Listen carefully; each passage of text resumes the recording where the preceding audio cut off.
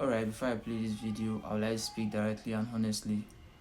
The US Congress is raising serious concerns about the Nigeria justice system. They are not saying anything new. They are only saying what many Nigerians have been shouting for the past many years now. Of what use is democracy when the courts can no longer protect the people? Our court is getting weaker day by day. Courts rulings are no longer respected. Our rule of law is collapsing. Let's take a look at this video. Drop a comment down below. Mr. Chairman, thank you so much for your personal invitation, for your leadership, and for your friendship. I'm honored to be back.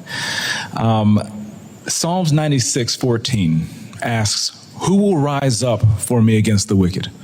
Who will take a stand for me against evildoers?"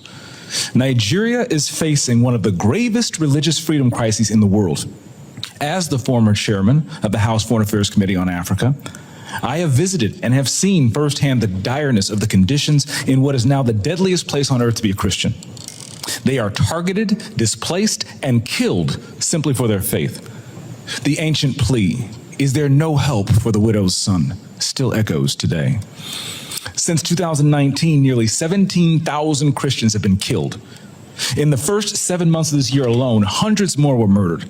On June 13th, during the Yellowwater Massacre, more than 280 Christians were slaughtered in a single day. These are not isolated tragedies, but a sustained pattern of religiously motivated violence, often ignored or even enabled by the Nigerian government. Extremist groups like Boko Haram, Fulani militants, and ISIS West Africa attack often without any meaningful intervention from authorities. The lack of response has created an atmosphere of impunity where Christians continue to live in constant threat and fear. The United States has previously recognized this crisis. President Trump not only designated Nigeria as a country of particular concern during his first term, but redesignated it again in his second term after President Biden inexplicably removed that designation. Religious persecution is tied to political repression and weakening institutions in Nigeria. Example, the detention of Mazi Nnamdi Kanu is a clear example.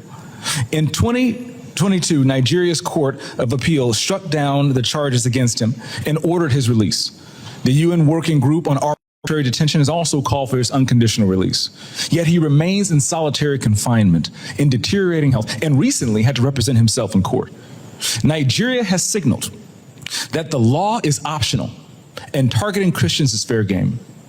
Just hours ago this morning, despite the pleas and cries of the Nigerian people,